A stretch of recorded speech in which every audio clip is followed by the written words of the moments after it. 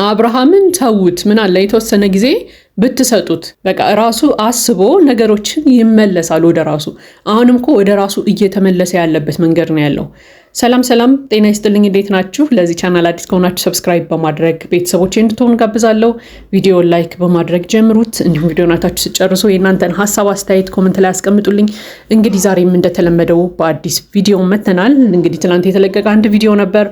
አብርሃምና ኤፍሬም ሆነው እንግዲህ ሄርሜላ ቤት ሄደው ነበረ፣ ሄርሜላ ለመጠየቅ ማለት ነው። ለማንኛውም ግን አንዳንድ ነገሮችን ትላንትና ተመልክተናል። እውነት ለመናገር አብርሃም ደህና ነው፣ ጤነኛ ነው ምናምን የሚሉ ሀሳቦች አሉና እነዛ ነገሮች ትንሽ እያዘነበሉ እየመጡ ነው። ምክንያቱም ከቀን ወደ ቀን ከምናያቸው ነገሮች ማለት ነው። ለማንኛውም ግን ከሄርሜላ ጋር እስከዛሬ ድረስ እኔ እንደምለው እንግዲህ አሁንም እዛው አቋም ላይ ነኝ። ከሄርሜላ ጋር ለመለያየት ያደረገው ነገር ነው። በቃ የሆነ ትወና ውስጥ ነው አብርሃም ያለው የሚለው ነገር እያመዘነብኝ ሂዷል። ምክንያቱም ዛሬም እንግዲህ ከሄርሜላ ጋር ከሄደ በኋላ አንዳንድ ነገሮችን ሲናገር ነበር። ብዙ ነገሮችን እንደሚያስታውስም እየተናገረ ነበረ እንግዲህ አብርሃም ራሱ ማለት ነው። ምክንያቱም አይታችሁ ከሆነ ሄርሜላ ጋር ሲገናኝ ራሱ አቅፏታል፣ በደንብ አቅፎ ነው ሰላም ያላት ምናምን። በቃ ዞሮ ዞሮ አብርሃም ከሄርሜላ ጋር የሆነ ጊዜ እንዳሳለፈ እንዳለው ምናምን ያውቃል በደንብ። በቃ የረሳው ነገር የለም። ዛሬ ራሱ ሲናገር ስለሰማ ነው ማለት ነው። ለማንኛውም እንግዲህ ሄርሜላ ሊጠይቅ ሄዷል፣ አግኝተዋል። ሄርሜላም እንግዲህ እስከዛሬ የምታወራውን ነገር ነበር ስታወራው የነበረው። ብዙ ጊዜዎችን አብረን አሳልፈናል፣ ከአንተ ጋር አሪፍ ጊዜ ነበረን፣ እኔ ጋር አዲስ ህይወት ጀምረህ ነበረ ምናምን እያለች እንግዲህ ስትነግረው ነበር። ነገር ግን አብርሃም እንግዲህ አንዳንድ ነገሮችን እንዳላስታወሰ ሰው ለመሆን ሲሞክር አይተናል። ነገር ግን ደግሞ አቤል የአብርሃምንና የሄርሜላን ፎቶ አምጥቶ ያው የፍቅር ግንኙነት ነበራችሁ ተወዳት ነበረ ምናምን ሲለው አስታውሳለሁ ሲል ሰምተነዋል። አስታውሳለሁ፣ አዎ ነበረን፣ ነገር ግን አሁን ወደ ሩታ ነው የምመለሰው፣ ሩታ ጋር መመለስ ነው የምፈልገው፣ ሚስቴና ልጄ ጋር ነው መኖር የምፈልገው እያለ ቃል በቃል ሲናገር ሰምተነዋል። ስለዚህ አብርሃም ምንም የረሳው ነገር የለም። በቃ በደንብ ነው የሚያስታውሰው ከሄርሜላ ጋር ስለነበረው ግንኙነት፣ ከሩታም ጋር ተለያይቶ ስለነበረበት ሁኔታ በደንብ ያውቃል። ስለዚህ ያንን ነገር ራሱ ሲናገር ሰምተነዋል። አብርሃም እንግዲህ አምልጦት ይሆን የተናገረው ከልቡ ይሆን የተናገረው አናውቅም። ነገር ግን አብርሃም ቃል በቃል ይህንን ነገር ሲናገር ሰምተነዋል። አዎ አውቃለሁ፣ የፍቅር ግንኙነት ነበረን አውቃለሁ፣ ግን አሁን ወደ ሩታ ተመልሻለሁ፣ ወደ ልጄ ተመልሻለሁ ሲል ሰምተነዋል።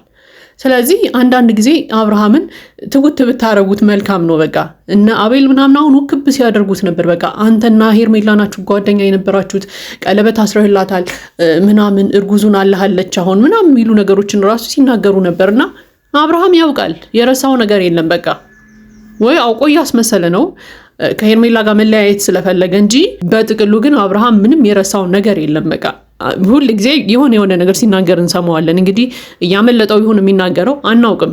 ለማንኛውም ግን ይህንን ነገር ሲያደርግ አይተነዋል። ስለዚህ አብርሃምን ብትተውት በቃ ለትንሽ ጊዜ እስኪተውት በቃ ከሩታና ከኤፍሬም ጋር ነው አይደል ያለው። በቃ ይሁን፣ ያለበት ቦታ እኮ ይታወቃል። አትሊስት መጥፎ ቦታ ላይ አይደለም ያለው። በቃ እዛ ቦታ ላይ ይሁን፣ ይቀመጥ።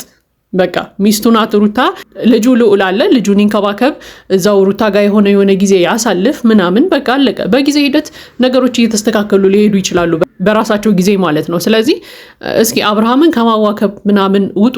አንዳንድ ጊዜ እኮ ጤነኛ ሰው ራሱ ተደጋግሞ የሆነ ነገር ሲነገረው ያን ነገር አዳብት እያደረገው ይሄዳል። እውነት ለመናገር አብርሃም አሁን ሁሉም ሰው እየሄደ ቡዜም ትመጣለች፣ ደህና አይደለህም ትለዋለች፣ እነ ዳኒም ይመጣሉ፣ ደህና አይደለህም፣ እና ቤልም ደህና አይደለህም፣ እነ ሄርሜላም ደህና አይደለም ይሉታል። እና እውነትም ደህና አይደለሁም እንደ የሚለው ሀሳብ ደግሞ አሁን ካለበት የባሰ ችግር ውስጥ እንዳያስገባው ያስፈራኛል እኔ። ምክንያቱም አሁን ያለበት አስተሳሰብ፣ አሁን ያለበት አቋም አለ። ከዛ የመጣው ሰው በሙሉ አንድ አይነት ነገር እየነገረው ወይ ደግሞ በሽተኛ እንደሆነ እየነገረው ከሄደ ያ ነገር ደግሞ አሁን ባለበት ሁኔታ ላይ ራሱ ተጨማሪ በሽታ እንዳይሆንበት እፈራለሁ። ስለዚህ አንዳንድ ጊዜ አብርሃምን ማዋከቡን ትውት ብታደርጉት፣ እስኪ የተወሰነ ጊዜ ስጡትና በራሱ ጊዜ ራሱ አስቦ ነገሮችን ያድርግ። እስኪ በቃ ሩታ ጋርም በዛው የሚቀር ከሆነ ይቅር፣ በቃ አዲስ ፍቅር ይጀምሩ። እስኪ ሩታ ጋር ራሱ በቃ ከዚህ በኋላ ሩታ ጋር መሆን ነው የምፈልገው ካለ ሩታ ጋር ይሁንና በቃ እንደ አዲስ ትውውቅ፣ እስኪ እንደ አዲስ ፍቅረኛሞች ተዋውቀውም ቢሆን ሩታ ጋር አዲስ ፍቅር ይጀምሩ። እስኪ ተዋቸው። በቃ እንደዚህ ማዋከቡን ብትተውት። ምክንያቱም አብርሃምን ሁሉም ሰው እየመጣ አንተ በሽተኛ ነህ፣ አንተ ታማሃል፣ አንተ ሕክምና ያስፈልጋል ምናምን ሲባል ራሱ ልጁ ሌላ ነገር ውስጥ እንዳይገባ ያስፈራኛል፣ እንደግል ማለት ነው። ስለዚህ ትንሽ ይሄንን ማዋከቡን ምናምን ትንሽ ለቀቅ ብታደርጉት ትንሽ ተወት ብታደርጉት መልካም ነው የሚል ሐሳብ አለኝ። ሄርሜላም ትንሽ ጊዜ ብትረጋጊና ብትጠብቂ መልካም ነው። በቃ አንደኛ አብርሃም ሚስቱንና ልጁን መርጦ ከሄደ ምንም ማድረግ አይቻልም። በቃ መርጦ ሄዷል፣ አለቀ። የመረጠበት መንገድ ትክክል ሊሆንም ላይሆንም ይችላል። ጫና ኑሮበት ሊሆን ይችላል፣ ላይሆንም ይችላል። እሱን አናውቅም። ለማንኛውም ግን ለአብርሃም ደግሞ ጊዜ ብትሰጡት ነገሮችን በራሱ የሚያደርግበት ጊዜ ይመጣል ብዬ አምናለሁ። ምክንያቱም አሁንም ቢሆን ከቀን ወደ ቀን የተወሰኑ የተሻሻሉ ነገሮችን እያየን ስለሆነ ማለት ነው። ምክንያቱም መጀመሪያ ቀን አይታችሁ ከሆነ ምንም ነገር አይናገርም።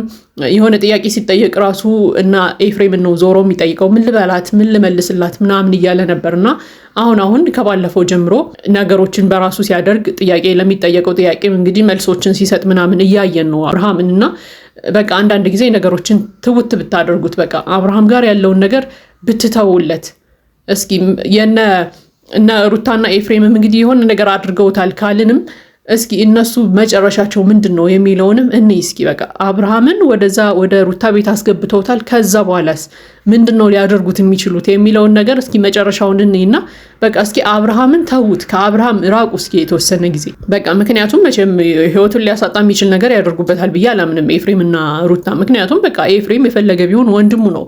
መቼም ወንድሙን ህይወቱን ሊያሳጣው የሚችለውን ነገር ያደርግበታል ብዬ አላስብም። ስለዚህ ለአብርሃም ጊዜ ብትሰጡት መልካም ነው። ምክንያቱም አሁን ካለበት ችግር የባሰ ችግር ላይ እንዳይወድቅ ማለት ነው። አዲስ ችግር ደግሞ እናንተ እንዳትፈጥሩለት፣ እሱ የማያውቀውን አዲስ ችግር በሽተኛ ነህ በሚለው ሰበብ እንዳትፈጥሩለት ማለት ነው። ስለዚህ አብርሃም ነገሮችን ያስታውሳል። የኔን ሀሳብ ከጠይቃችሁ በደንብ ነው የሚያስታውሰው፣ በቃ በደንብ ማለት ነው። ግን ምን እያደረገ ነው አላውቅም። እንግዲህ ወይ የሆነ ማስፈራሪያ ነገር ተይዞበት ያንን መረጃ እስከሚያገኝ ድረስ እየተወነ ነው።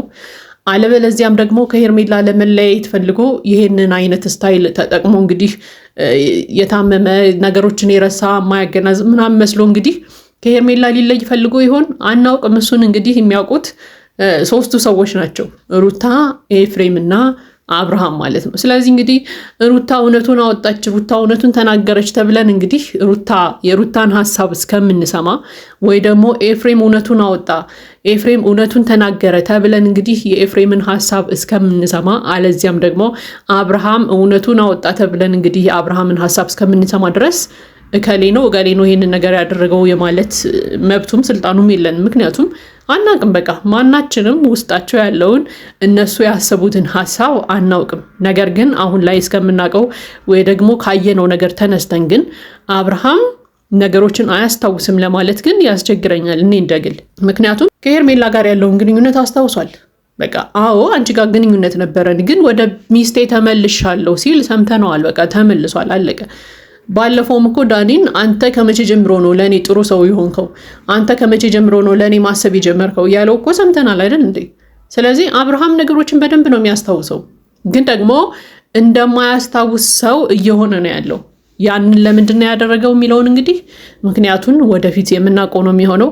ለማንኛውም ግን አሁን ላይ ትንሽ ለአብርሃም ጊዜ ብትሰጡት። ምክንያቱም በዙሪያው ያላችሁ ሰዎች በየቀኑ እየመጣችሁ በሽተኛ ነህ፣ ታመሃል፣ አንተ ጥሩ ሁኔታ ላይ አይደለም፣ ደህና አይደለም ምናምን ስትሉት በእነዚህ ንግግሮች ምክንያት ደግሞ ሌላ አዲስ ችግር እንዳይፈጠርበት ስለሚያሰጋኝ ማለት ነው። እውነቱን ግን ከነሱ ከባለቤቶቹ ከነሩታ እንግዲህ ሩታ ወታ እውነቱን እስከምትነግረን ድረስ ነገሮችን ትንሽ ታግሰን ብንጠብቅ የተሻለ ነው የሚል ሀሳብ አለኝ።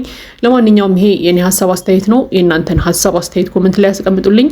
ለዚህ ቻናል አዲስ ከሆናችሁ ሰብስክራይብ በማድረግ ቤተሰቦች እንድትሆኑ ጋብዛለሁ። ቪዲዮ ላይክ በማድረግ አበረታቱን። መልካም ጊዜ ይሁንላችሁ።